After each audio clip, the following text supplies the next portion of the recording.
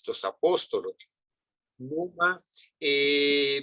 numa sequência cronológica própria de um espírito altamente organizado, como era Lucas, que ele tinha a qualidade não apenas de médico, mas também seu lado artístico desenvolvido. Como iremos fazer alguns poucos comentários desse evangelista. Então, quando falamos dos discípulos de Jesus, que logo se transformaram em apóstolos, os conhecidos 12 apóstolos. E a palavra apóstolo, na realidade, é utilizada inicialmente pela Igreja Católica, principalmente para definir aqueles 12 que o Senhor Jesus reuniu para divulgar a sua palavra, para divulgar o seu evangelho, ou seja, a boa nova que ele trouxe para a humanidade. Mas, por extensão, a palavra apóstolo se generalizou, em princípio, aos primeiros que divulgam num país. Por exemplo, no Brasil, o apóstolo do Brasil é José de Anchieta. E cada país, cada região tem uma consideração de um apóstolo. Muitos consideram, sem dúvida, merecidamente, ao nosso mentor Chico Xavier como apóstolo da caridade. Sem dúvida, apóstolo se generaliza de uma maneira mais ampla, e fazendo como uma espécie de sinonimia com a definição de apóstolo, que inicialmente se consideram os 12 eleitos pelo Mestre. Mas quando se fala dos apóstolos, dos primeiros cristãos, dos continuadores, surge uma pergunta. Eram espíritos comuns? Eram pessoas comuns? Eram dotadas de um dom especial? Quais eram as características das pessoas? E nós vamos a realizar essa reflexão sobre o que tinham esses espíritos ou essas pessoas para serem os discípulos, e alguns deles se transformarem nos apóstolos, e outros registrando as palavras do Mestre em evangelistas. E vamos a considerar 3 aspectos. O convite, ou seja, a resposta de aqueles discípulos ao convite de Jesus. Logo analisaremos a vivência. Qual era a vivência desses espíritos, desses homens iniciadores da trajetória? E, finalmente, o testemunho, ou seja, no final das suas jornadas, eles como passaram o final da sua jornada? Quem eram, em princípio, esses primeiros discípulos? Nós nos lembramos de Tiago e João, aqueles que, seguindo a João Batista, uma vez que João Batista realiza a cerimônia de batizado nas águas do Jordão, ele fala que deveria ser batizado pelo Mestre. Mas o Senhor Jesus lhe responde: faz a sua tarefa, conforme as Escrituras. Mas o João Batista informa tanto a a Felipe como a André que sigam ao Mestre, porque ele é aquele que veio para libertar a terra da escravidão. Eles o seguem, e quando o Senhor Jesus os convida, bondosos, eles demonstram uma alegria infindável. Mais tarde, são chamados o Tiago e João, conhecido como evangelista e conhecidos também pelo apelido de filhos do trovão, por causa de seu caráter intempestivo de ambos. O Senhor Jesus se dirige a eles colocando: filhos de Zebedeu, disse bondoso, desejais participar das alegrias da boa nova? Tiago e João, no relato da A Casa do Caminho e os Primeiros Cristãos, do autor Sergito de Souza Cavalcanti, colocam eles uma grande alegria por ter recebido esse convite do mestre. Nos encontramos também com a figura do Filipe, que, como Pedro e André, receberam Jesus rápida e entusiasticamente, numa época que os seus não o receberam, como coloca o evangelista João no seu evangelho, no capítulo 1, versículo 11. O Filipe se destaca numa colocação que o Senhor Jesus faz para ele. Jesus lhe pergunta, na oportunidade, antes da multiplicação dos pães, pergunta, com que compraremos o pão? Provavelmente um teste em relação à fé, à confiança que Filipe teria no mestre. Para mais tarde, ele pedir para recolher o pouco que tinham e realizar essa primeira multiplicação dos pães e dos peixes. Bartolomeu, um outro discípulo que também se tornaria um dos 12 apóstolos, também conhecido como Natanael, é levado ao Cristo por Filipe. Filipe era caracterizado pela grande penetração dentro do povo, dentro das criaturas, e quando ele, na Ásia, faz o seu percurso, ele resolve uma questão de evangelização com um eunuco que detinha a confiança da rainha de uma grande região do Oriente. Ele, então, começa a levar para o Oriente as palavras do Senhor Jesus. Quando Filipe apresenta a Bartolomeu ou Natanael para o Cristo, Jesus coloca, eis aqui um verdadeiro israelita, em quem não há dolo. Ou seja, reconhece o Senhor Jesus em Bartolomeu, Natanael, aquela personalidade, aquele israelita, aquele judeu, provo em suas atitudes, em seus pensamentos, sem nenhum tipo de pensamento nem interesse oculto. Encontramos também Tomé, que duvidava e sempre pretendia provas materiais para que seu pensamento conseguisse compreender a grandeza desse mestre que seria, em princípio, segundo seus companheiros, aquele que traria para a Terra uma nova época da humanidade. Mas Tomé, embora duvidoso, ele exorta os companheiros quando Jesus viria na sua viagem final para Jerusalém, a ir todos juntos a fim de morrer junto com o seu mestre. Encontramos também a figura de Levi, ou Mateus, um publicano que atende aos interesses do César e também a seus próprios interesses. Os publicanos recebiam uma percentagem de aquele dinheiro que arrecadavam. Levi era uma pessoa relativamente rica em função dessa profissão que ele exercia.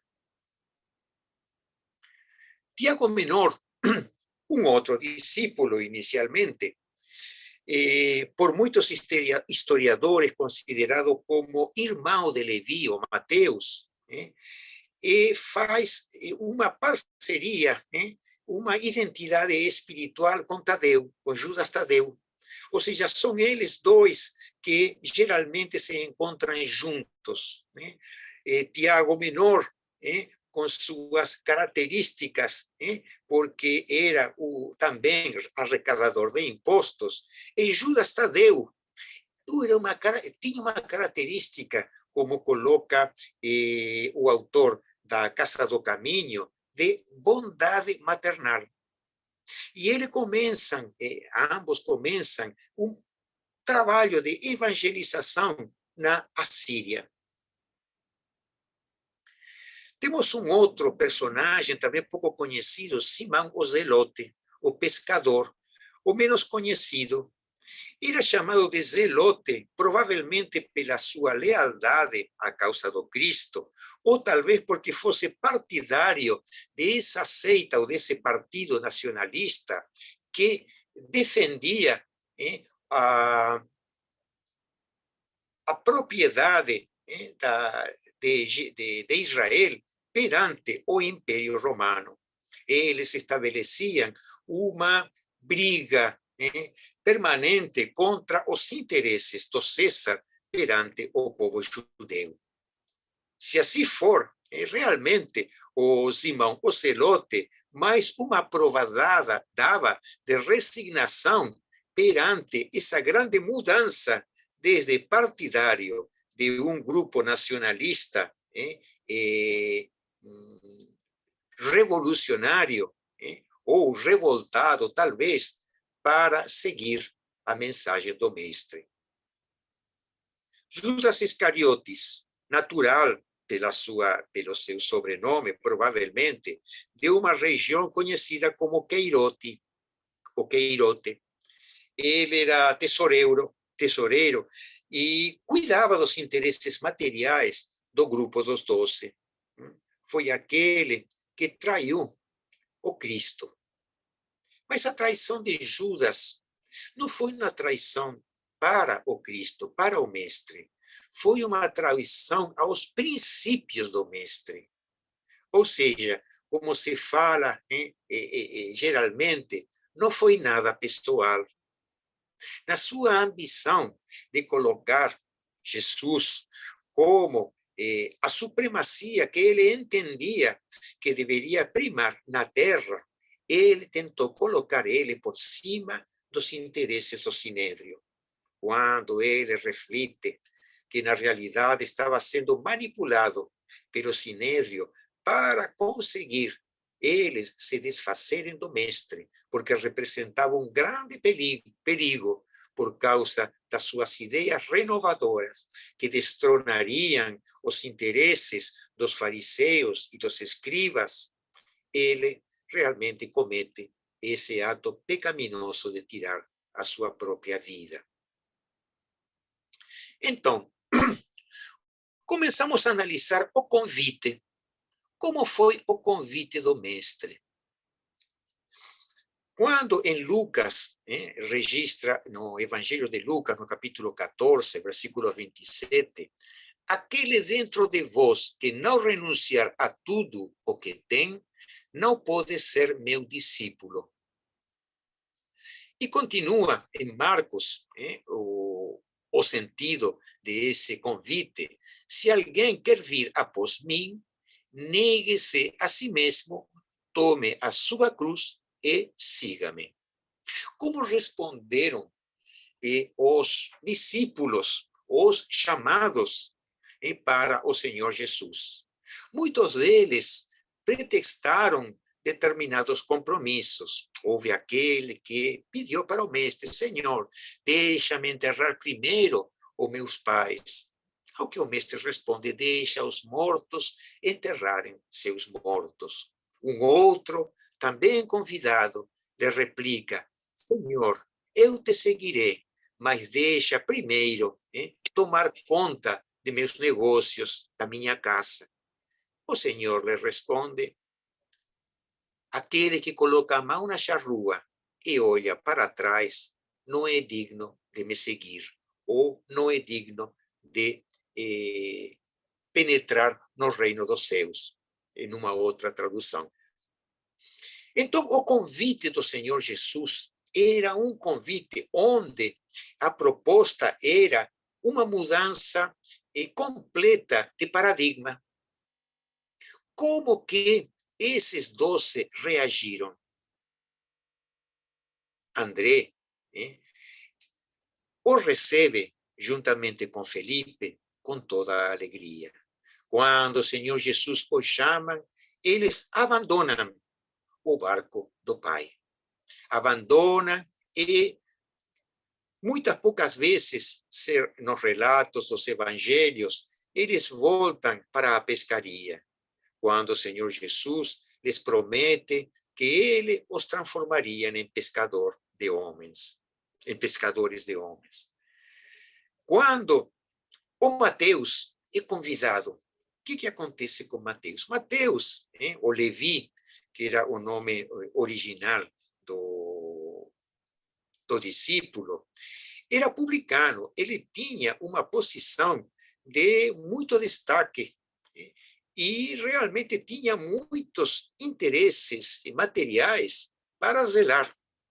Mas Mateus abandona seu posto de trabalho quando recebe o chamado.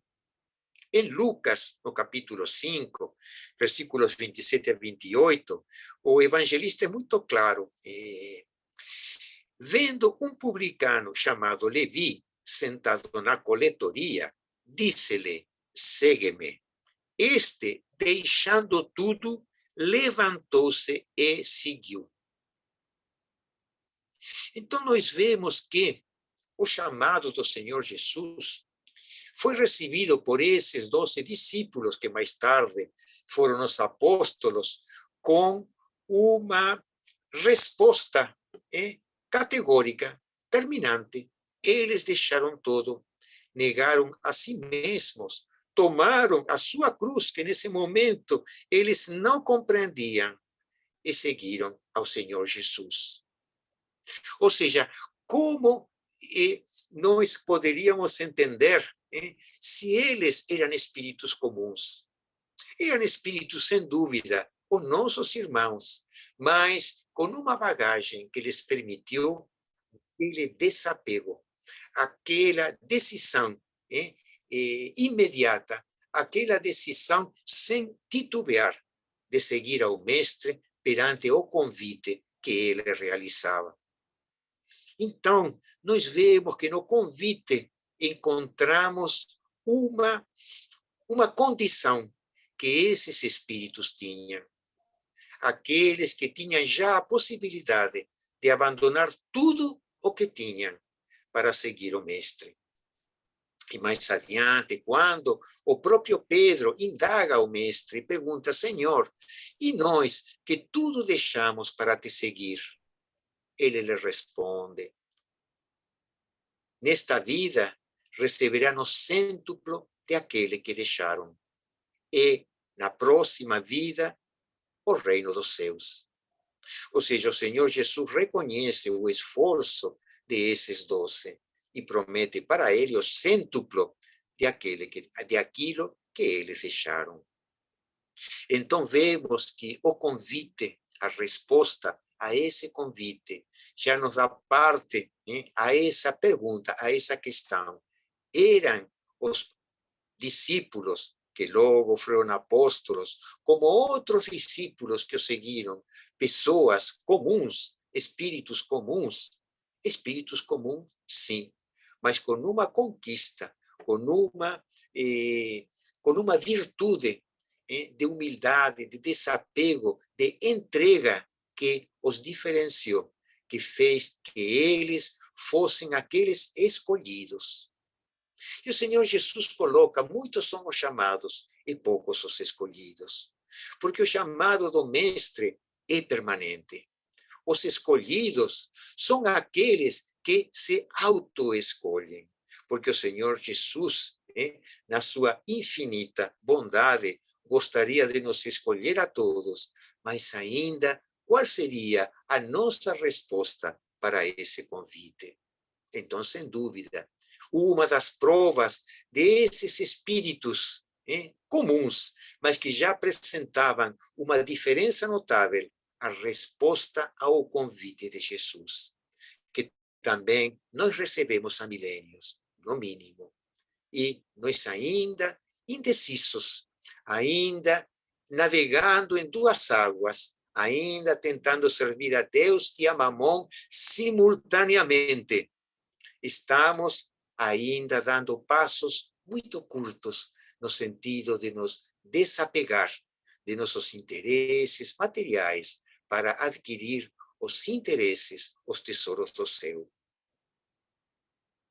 Vamos analisar um outro aspecto para diferenciar esses espíritos que eram os seguidores, os discípulos, alguns os apóstolos, outros resultaram em evangelistas que registraram as ocorrências, os ensinamentos, as parábolas, os conselhos. Vamos analisar a vivência deles. Registrado nos Atos dos Apóstolos, pelo evangelista Lucas, no item 2, no capítulo 2, versículo 44, coloca Lucas relatando a vivência desses cristãos primitivos. Todos os que criam estavam unidos e tinham tudo em comum, e vendiam suas propriedades e bens, e os repartiam por todos, segundo a necessidade de cada um. Também em Atos dos Apóstolos, já no capítulo 4, relata Lucas: da multidão dos que criam era um só coração e uma só alma. E ninguém dizia que coisa alguma das que possuía era sua própria, mas todas as coisas lhes eram comuns. E no versículo 34 desse capítulo coloca: pois não havia entre eles necessitado algum, porque todos os que possuíam terras ou casas, vendendo-as, traziam o preço do que vendiam e o depositavam aos pés dos apóstolos, e repartia a qualquer um que tivesse necessidade. Então, essa era a característica desses cristãos. A concretização de Pedro na realização da ajuda ao pobre, que se concretiza na Casa do Caminho, demonstra também essa vivência. Uma vivência de dedicação àqueles desvalidos, independente de credo, de raça e de situação, que batiam na porta, eram acolhidos. Em certa oportunidade, já esgotados os recursos materiais de atendimento a altas horas da noite, o Simão Pedro avisa a seus companheiros que já encerrariam o trabalho desse dia, por causa de não ter mais nenhum tipo de alimento, e que os trabalhadores, já depois de um dia duro de trabalho, estavam exaustos. Bate na porta e explica, Simão Pedro, que deixariam para o dia seguinte o atendimento. E quando Simão Pedro se dirige para a porta, se encontra com o Senhor Jesus. O Senhor Jesus, que já tinha partido depois do Calvário. Aí, quando Simão Pedro vê a figura de Jesus, ele compreende que a Casa do Caminho não poderia ser fechada em nenhuma hora do dia. E a Casa do Caminho continuou de aí em diante atendendo a todos os necessitados em qualquer momento do dia, seja qual for a necessidade. Então, a vivência dos cristãos também caracterizam esses discípulos, caracterizam esses apóstolos. Ou seja, a abnegação é outra das características que todos eles demonstravam. Pensavam primeiramente no próximo antes de si mesmo e, sobretudo, além de pensar, colocavam em prática. Seguiam os mandamentos do Mestre, que recomendava o amor ao próximo como a si mesmo, que colocava a lei de Deus, a lei suprema, nesse princípio de amor. Então, eram reconhecidos por essas características, ou seja, por esses fundamentos dessa virtude maior, que é a virtude do amor.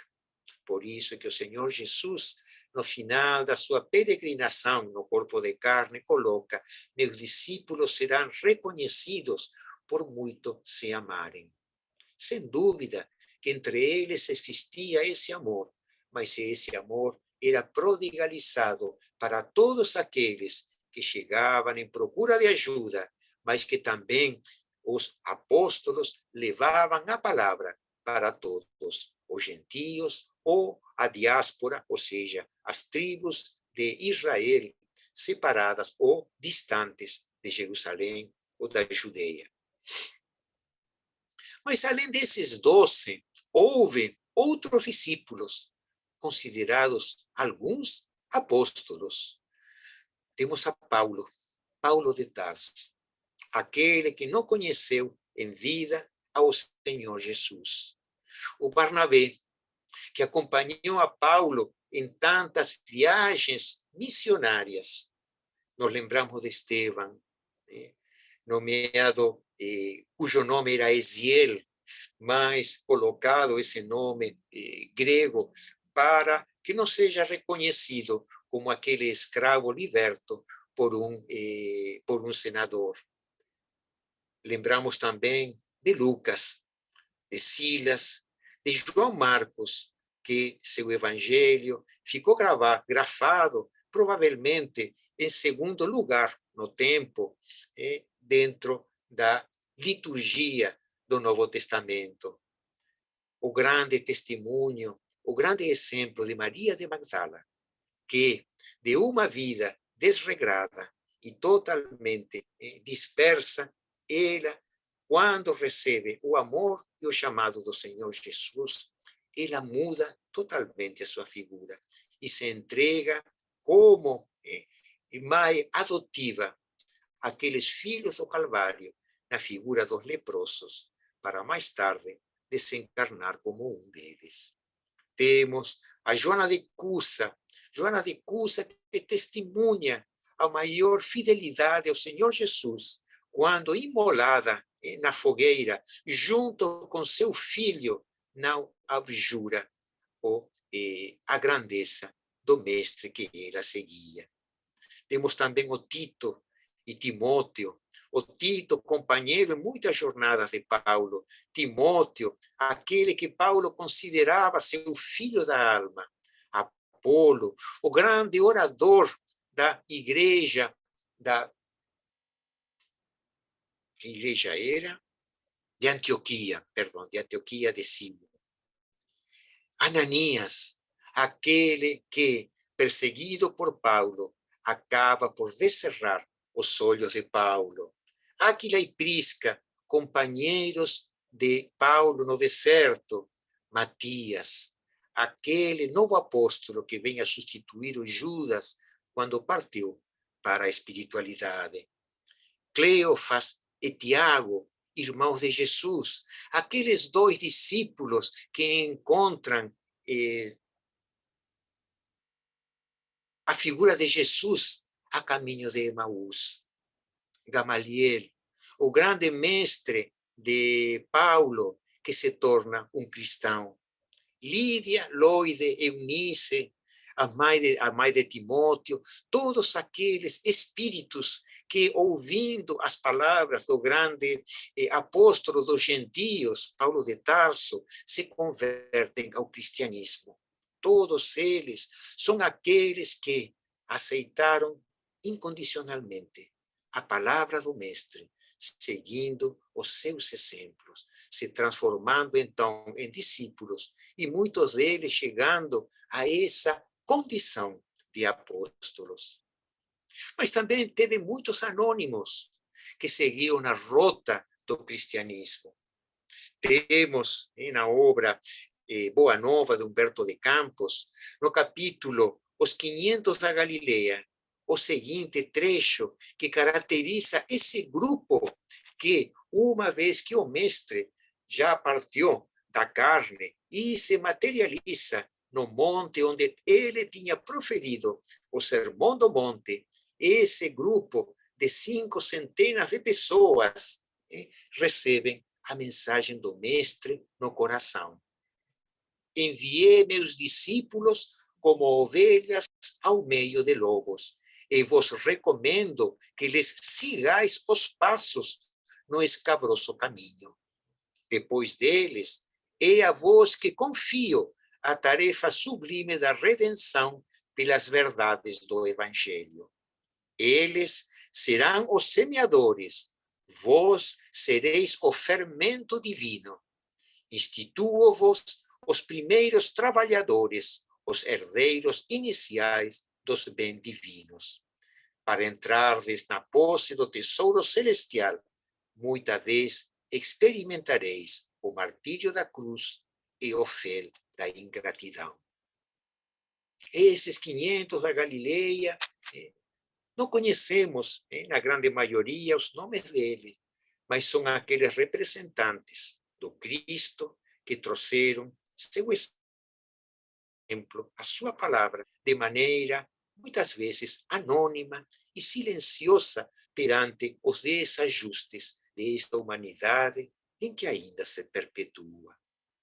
Então, nos encontramos com esses outros que, ainda nos dias de hoje, e não podia ser diferente, também se encontram entre nós. Em certa oportunidade, foi recebida uma mensagem espiritual onde conclamava-se a um grupo de trabalhadores de uma casa espírita para fazerem uma série de irradiações e orações a favor de Narcisa.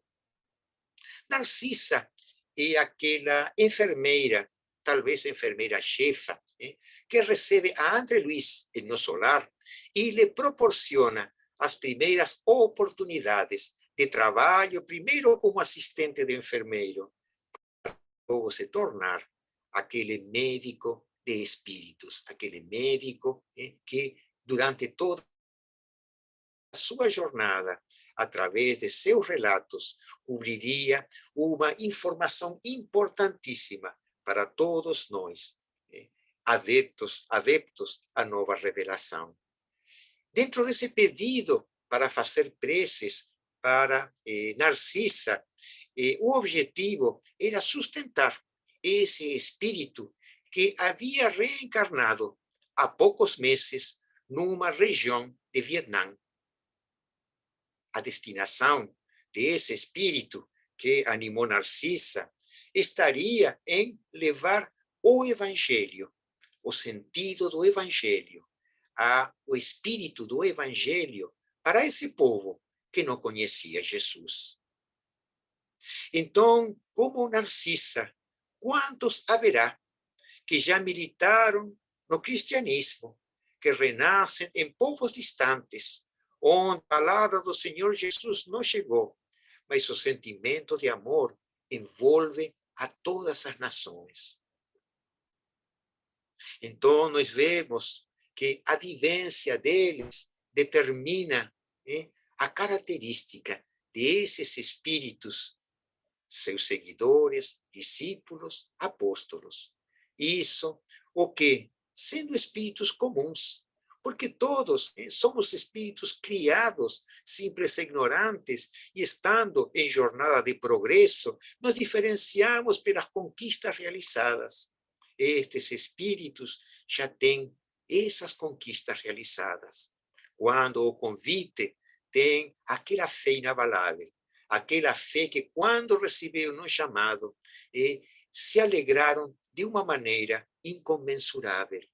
E quando exerceram os mandatos do Senhor Jesus, a vivência deles, através da vida comunitária, do auxílio ao próximo, de se despojar das próprias propriedades, das suas posses, para auxiliar os necessitados, os caracterizavam como aqueles que tinham conquistado a abnegação, a misericórdia, a piedade.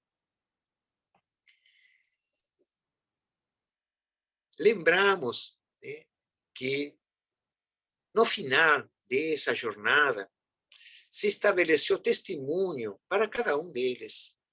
Todos eles tiveram, na grande maioria, um final trágico.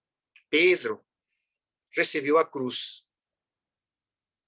Mas como ele não queria a glória da cruz nos moldes do mestre, ele pediu para ser crucificado com a cabeça para baixo.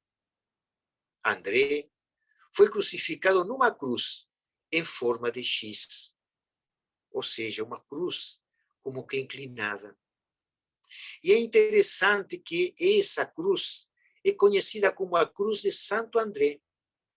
E quando seus despojos eram levados num navio que naufragou nas costas da Escócia, foi tomado o André, conhecido como Santo André, ou Saint Andrews, como o patrono de Escócia. E o símbolo dele é essa cruz em forma de X. Tiago Maior, decapitado por ordem de Herodes.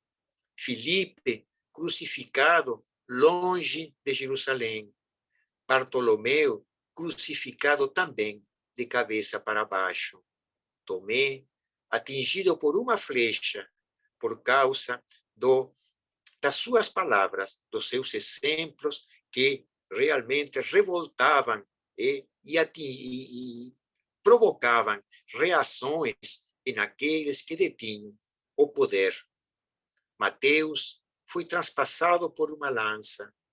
Judas Tadeu, condenado à morte. Marcos, o evangelista, martirizado na Alexandria. Paulo, decapitado. Eles deram o testemunho. Eles estavam confiantes na hora final da sua existência que os aguardava uma realidade maior. Uma realidade sem nenhuma pretensão, porque eles sabiam que eram apenas aqueles seguidores.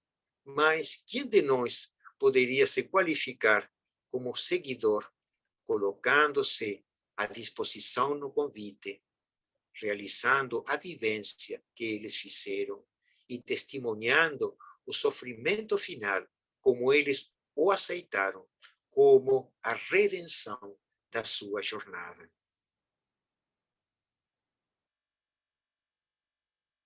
Quando refletimos sobre esses vultos, nós também podemos identificar um outro apóstolo. O apóstolo que trouxe a revelação, a doutrina espírita. Quando na obra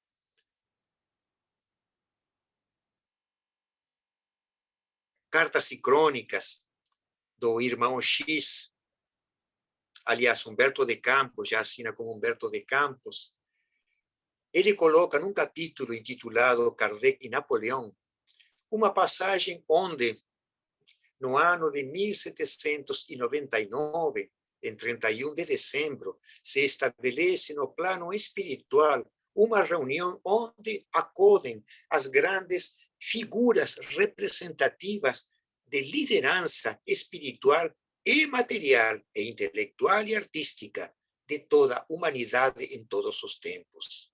Se encontram vultos de alto renome, como apóstolos, como artistas, como os grandes filósofos. Entre eles se destacava Napoleão, que ainda encarnado, elevado em desdobramento. Quando, num momento determinado, como se abrisse o céu, uma luz imensa se projeta sobre o solo dessa grande reunião e começa a se materializar uma figura. Era uma figura de altíssimo brilho, superando todo o brilho de todos aqueles participantes, nobilíssimos espíritos, conquistadores das virtudes da humanidade.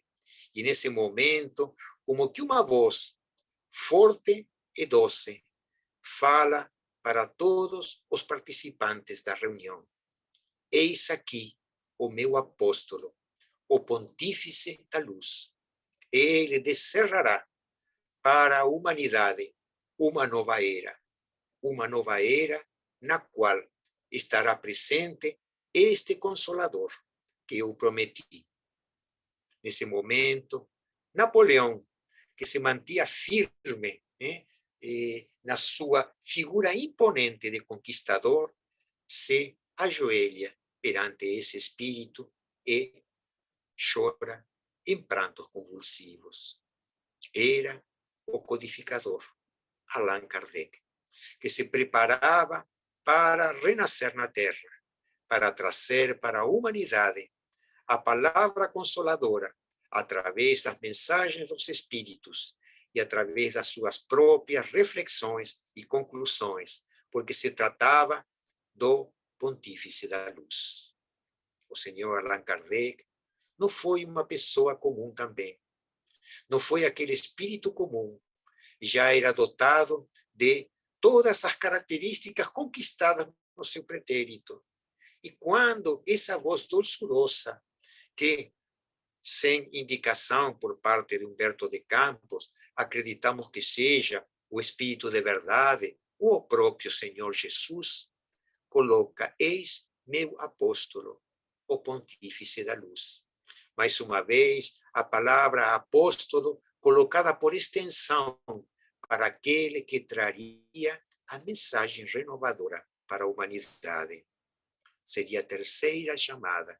Seria o terceiro convite de bodas, segundo a parábola do festim de bodas, onde seriam convidados todas as pessoas, bons e maus, nas encruzilhadas, ou seja, nos diferentes caminhos, para que esse convite, sendo o último que registra a parábola, seja o convite onde todos deveremos estar, com a nossa túnica nupcial, preparados para a grande mudança que estamos realizando perante o conhecimento que nos ampara e a nossa vontade de nos tornarmos cada vez criaturas melhores. Então, na nossa reflexão, nós observamos quem eram, como eram esses espíritos. Eram aqueles que aceitaram o convite incondicionalmente. Eram aqueles que demonstraram na sua vivência as palavras de Jesus. Amai ao próximo como a vós mesmos. Amai-vos os uns aos outros como eu vos amei. É o testemunho, aquele que quiser vir atrás de mim, negue-se a si mesmo, carregue a sua cruz e siga-me. E seguindo o Senhor Jesus, encontraremos também a cruz, no momento em que nós tenhamos conquistado essa possibilidade de aceitação irrecusável de Jesus, do convite, quando tenhamos realizado aquela vivência de nosso amor pelo nosso próximo e que tenhamos já condições de receber o testemunho, estaremos sim sendo aqueles que já dimos o passo fundamental para nos tornarmos aqueles bons espíritos, aqueles discípulos do Senhor Jesus, aqueles que seguem as suas orientações. Lembramos, então, de todos aqueles que já na Terra, nas nossas épocas atuais, já realizaram as grandes sedimentações da doutrina espírita, tanto na divulgação como na fundação de casas espíritas, e também nos lembramos com muita alegria, até muitas vezes com lágrima, de aqueles fundadores da Federação Espírita Brasileira. Porque a Federação Espírita Brasileira não é uma obra da terra, é a concretização da Casa de Ismael em solo brasileiro, nesta pátria do Evangelho, neste coração do mundo, onde figuras como o próprio Dr. Bezerra de Menezes, como o Bittencourt Sampaio, como Augusto Elias da Silva, trouxeram essa possibilidade, fundando a Federação Espírita Brasileira, que divulgará o Evangelho para as nações. E lembramos a predição de João Evangelista, quando já nos seus últimos anos de vida é tomado seu espírito e arrebatado para os planos superiores, e ditado para ele, mostrado para ele toda a realidade que mais tarde ele plasmaria no seu Apocalipse. No último capítulo do Apocalipse, o evangelista João coloca que vê uma terra, uma nova Jerusalém descendo do céu para a terra. E uma terra rodeada de dois grandes rios, em cujo centro se encontra uma árvore frondosa, cujas folhas curarão as nações. Numa oportunidade, perguntamos ao mentor da casa o que representam essas folhas. O mentor respondeu: essas folhas somos nós. Somos nós que teremos a tarefa de curar as nações, que provavelmente reencarnaremos em países distantes, ao exemplo de Narcisa. Aqueles companheiros, como os nossos queridos companheiros de Michigan, que estão levando como folhas esse evangelho para outras nações. Nas palavras de João Evangelista, são aquelas folhas que curarão as nações. Curarão de quê? De aqueles vícios em que ainda permanecemos, no nosso orgulho, no nosso egoísmo. Que possamos, então, com esta simples reflexão de esses seguidores, esses discípulos, esses apóstolos, os evangelistas que grafaram e que a humanidade nunca será suficientemente grata ao trabalho, ao esforço que eles realizaram para plasmar na grafia as realizações e as promessas do Senhor Jesus. Que possamos, nestas reflexões simples, lembrar-nos de que nós também podemos. Lembrarmos que o caminho está aberto para todos, que o Senhor Jesus tem o convite aberto permanentemente. Muitos são os chamados, poucos os escolhidos, mas podemos dizer, poucos aqueles que nós escolhemos esse caminho da porta estreita, da aceitação do convite, da abnegação, através da nossa vivência no amor ao próximo. É o testemunho necessário. Hoje não temos leões, nem nos circos, nem temos crucificação, mas temos as situações do que o mundo nos coloca na nossa frente, que também fazem parte desses testemunhos. Muitas vezes, testemunhos mais dolorosos que o testemunho da dor física, que são as dores morais.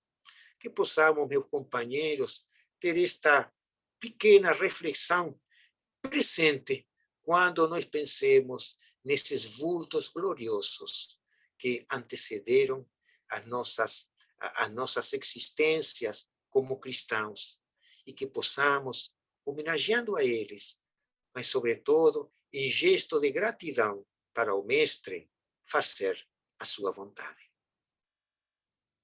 Obrigado a todos.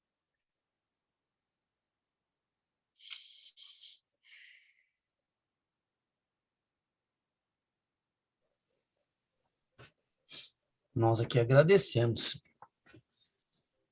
Ai, isso é difícil. A gente pode abrir para perguntas, que a gente tem um tempinho. Quem quiser fazer alguma pergunta, falar alguma coisa, fazer um comentário, a gente tem um tempinho ainda.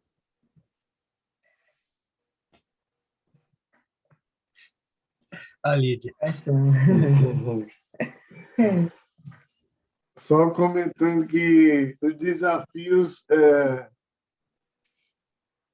que os apóstolos encontraram naquelas épocas não são muito diferentes dos que nós encontramos hoje em dia. Talvez não sim. E que foi impressionante conhecer que só aqueles que estavam realmente preparados para aceitar o convite é que aceitaram, né? Outros seguiram e aprenderam e tiveram que voltar novamente para aceitar esse convite.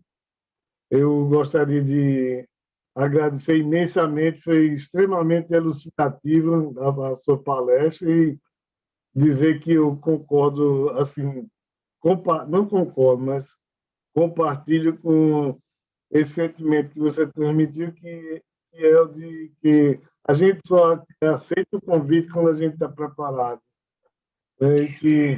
E como é bom aceitar esse convite, como é bom se entregar a essa missão, né, de divulgar a palavra espírita, né, o conhecimento, e ajudar as outras pessoas a verem que a realidade é muito diferente do que a gente vê com os nossos olhos. E por mais que sejam, por maiores que os desafios pareçam, eles não são desafios, eles são apenas oportunidades de crescimento. Sem dúvida. Muito obrigado. Agradecemos a Jesus. Muito bom mesmo. Aí seria. Nós já recebemos o convite. De que maneira? Trazer o espiritismo, né, como o cristianismo redivivo. Como estamos praticando? Como estamos vivendo? E quais são os nossos testemunhos? Estamos realmente preparados? Aceitamos? Temos resiliência, resignação? Você me fez pensar muito, porque a gente está passando, cada um, com certeza, problemas bastante sérios, né, que todo mundo chama pandemia, mas com a pandemia surgiram problemas particulares para cada família, para cada ser em especial, que lhe diz muito respeito íntimo que nós desconhecemos. Então, qual está sendo a nossa capacidade de empatia, de aceitação, de resignação, né? E será que nós seremos escolhidos verdadeiramente? Porque chamados já fomos. Para pensar o mês inteiro agora. E para isso mesmo, e a reflexão, né? Sem dúvida.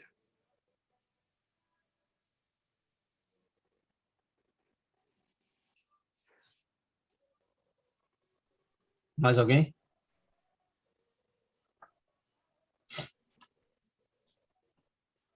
Bom, entre todas as coisas aqui que eu escrevi, não vou falar tudo, porque senão não vale, né? A gente passa mais meia hora aqui. Eu gostei quando você falou que o convite de Jesus era uma proposta de mudança de paradigma. Certo? A pergunta minha era assim, né? Se aparecesse um Jesus hoje, barbudo, cheio de tatuagem, um cara novão aí, e trouxesse uma proposta para a gente futurística, porque a proposta que ele trouxe na época dele era uma proposta que quase ninguém sabia. Todo mundo é irmão, só tem um pai, lá em cima a gente é tudo igual, tem que amar os outros acima de tudo, perdoar 77 vezes, Deus alimenta os pássaros, ele vai alimentar a gente precisa ter fé, tudo esse tipo de coisa. Aí a minha pergunta era assim, será que hoje nós aí, se aparecer uma pessoa com uma proposta assim, uma proposta futurística, uma proposta de mudança de paradigmas, né? E nós, como espíritas, nós temos essa consciência, né, de que nós somos espíritos, tudo que nós temos aqui é simplesmente um empréstimo, a gente vai perder isso. Aí eu fico me perguntando, quem largaria tudo o que tem? Tudo.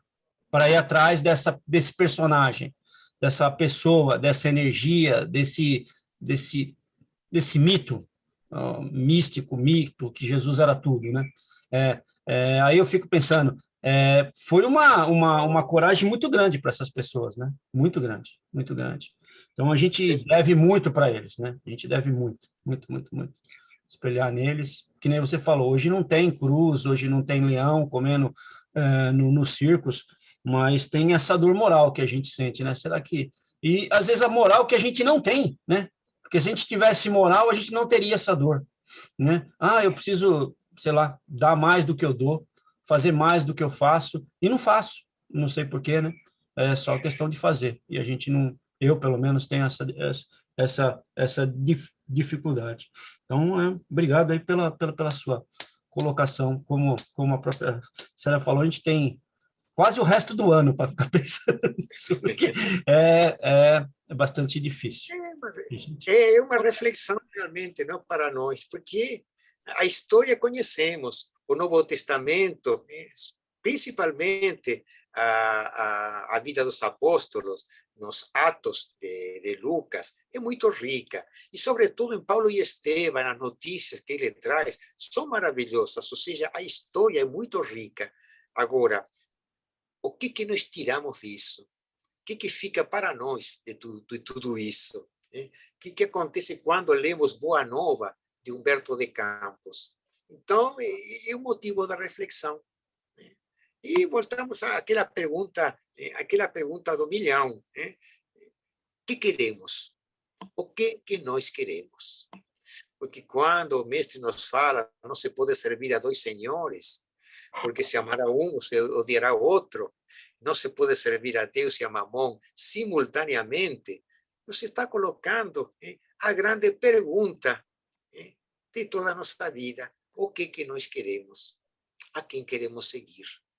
E, sobretudo, a quem nós estamos seguindo? Porque querer seguir, até que nós queremos, mas estamos conseguindo seguir, ou ainda estamos meio na metade do muro? É a nossa condição. Ou seja, não podemos nos menosprezar, nem tentar nos enganar ou iludir, que pelo fato de ter o conhecimento da doutrina, pelo fato de apresentarmos algum tipo de transformação, nós já somos alguns discípulos. Discípulo é aquele que começa a aprender, sem dúvida, todos somos discípulos de alguma maneira. Agora, nos considerarmos já no caminho de sermos aqueles trabalhadores da seara, ainda há uma longa caminhada. E numa oportunidade, Eurípides Barçanulfo declarou: não é por causa de que eu me imolei em diversas oportunidades, em nome do Senhor Jesus, que me considero um trabalhador da sua seara. Segundo nós vemos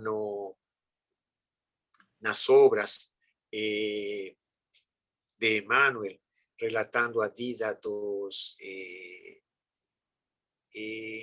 Ave Cristo, aquele que é trucidado pelos cavalos, e mais tarde foi Eurípides Barçanulfo. E em diversas oportunidades ele foi imolado por causa de Cristo. E ele coloca: não é por causa disso que eu me posso considerar um trabalhador do mestre. Ou seja, ainda a perspectiva, ainda a visão de um espírito dessa elevação nos dá uma lição de que a caminhada é permanente, que o testemunho é permanente. Ou seja, nós não trabalhamos e num momento determinado chegamos a uma instância que nos fala: bom, agora você está feito, pode tirar férias.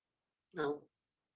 O Espírito Lázaro, na mensagem O Dever, ele coloca: o dever cresce conforme o progresso moral da criatura. Quanto mais o progresso avança, o nosso dever cresce.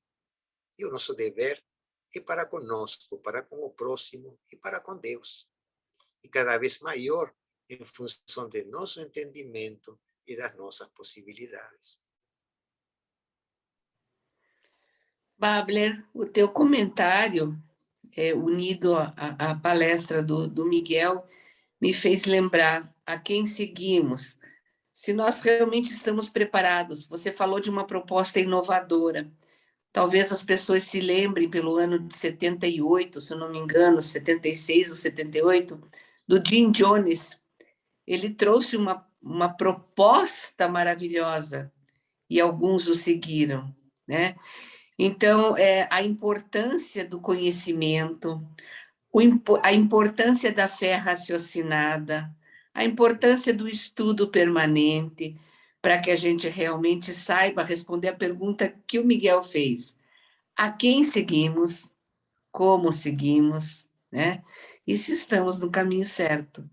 Porque aceitar algumas propostas sem perspectivas, sem conhecimento, muita gente aceita e depois se arrepende.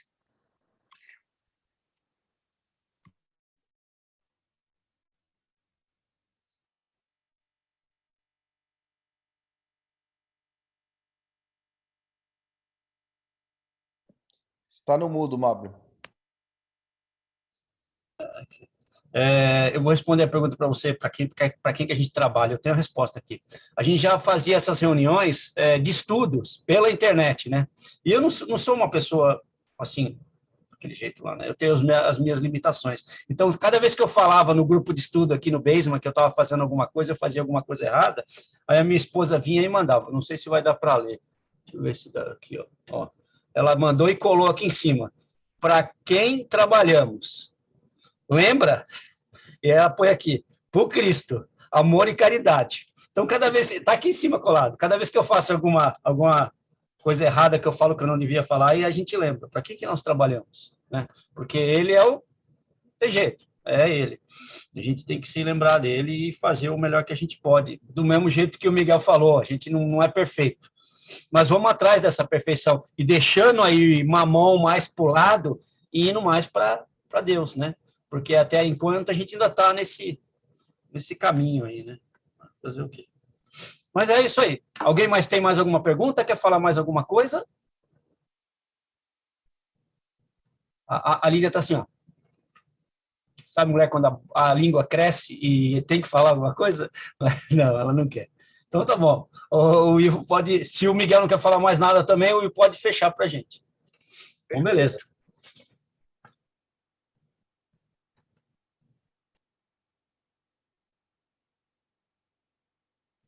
Tá no mute, Ivo. Vamos fechar os nossos olhos e vamos nos reunir mentalmente mais uma vez, agradecendo ao nosso Mestre Jesus pelas suas palavras, pelos seus ensinamentos, pedindo que, através da sua legião de anjos, de espíritos afins, e continue a nos intuir, a nos enviar os convites que todos nós precisamos para que nós vejamos a realidade da vida espiritual, da vida eterna, do amor incondicional, enfim, de todas as coisas que realmente importam nas nossas vidas, na nossa caminhada individual e em grupo, com o objetivo da perfeição, que sabemos nunca vamos atingir, mas que deve ser o nosso objetivo em cada existência. Vamos agradecer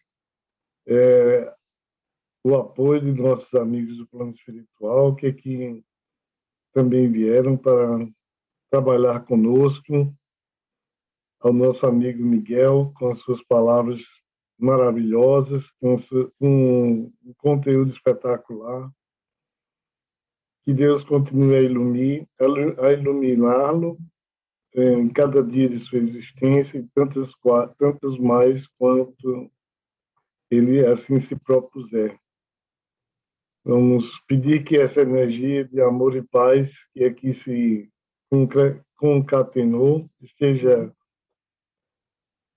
presente na casa dos nossos amigos que não puderam aqui compartilhar, e que as pessoas que venham assistir essa palestra depois sintam essa energia também. Vamos agradecer mais uma vez pela oportunidade de estarmos aqui reunidos e pedir que, com a graça de Deus, possamos estar novamente na próxima semana compartilhando desse amor, desse ensinamento, enfim, dessa energia